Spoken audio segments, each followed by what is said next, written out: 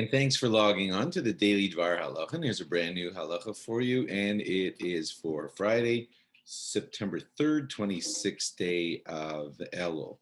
Interesting fact here for you about the shofar itself, physically, on the day of Rosh Hashanah. I'll show you what I mean here. I can take you right to the Shulchan Aruch so we can look at this. Here it is. Shulchan Aruch, sorry. Yom Tov Shel Rosh Hashanah Shechal Yos b'Shabbos. When Rosh Hashanah comes out to be on a Shabbos, now that's not this year, Ein Token b'Shofar. So we don't blow the shofar on Shabbos. Some of you might know it's because the rabbis feared that somebody might carry it to go to a chacham, a wise man, and help him figure out how to use it and everything. So they said no shofar on Shabbos. Okay, we got that. Now let's keep going, and we'll get to our point in a minute.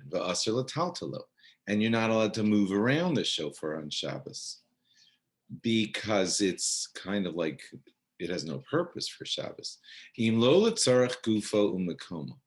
Except if you want to use the shofar actually for its own body or for its place. Now, what would that mean, using the shofar for its body or its place? This will gross you out, but it would mean like if somebody wanted to use the shofar as a funnel, to, let's say, pour some oil onto his salad. I know none of you are going to do that, especially in COVID, but just technically speaking, you could do that on a Shabbos, because although the Muktzah status is there, but if you needed the shofar for some other purpose, then it has a purpose. Or if you needed its place, it was sitting there right where you're going to eat your meal, so you could move it. Okay, now here's where it gets interesting. That's all discussing Shabbos, right? You could move it for the sake of itself on Shabbos if you needed it as a funnel, which you probably won't do, but okay. That's the technicality on Shabbos. You could move a shofar as a funnel or something like that. Now, look what the Mishnah Berurah says about that. He's explaining, what would that mean? Like Sharotza Lisho Bomayim, he wants to pour water with it, or cases like that. And that's only on Shabbos that it's allowed. Dekiva ein token lo huktzah mitzvaso. They don't really blow the shofar on Shabbos, so it's not really set aside for the mitzvah. So therefore, if you wanted to use it as a funnel, you could. Now here's where it gets interesting for us. And this year Rosh Hashanah is not on Shabbos, but he says, look, Masha ein kein b'Yom Tov. This does not apply on a regular Yom Tov. Af she'ein iser tiltol b'shofar. There's nothing that says you can't move the shofar around. Afilu kol hayom. It's not Muktzah. You could move it around and everything. Take it to shul. Take it to the nursing home where you're going to blow shofar for an elderly person or something. But here's where it gets interesting to us. Mikal makom lehishtamesh bo aser. Using the shofar physically on Yom Tov for some use would be prohibited.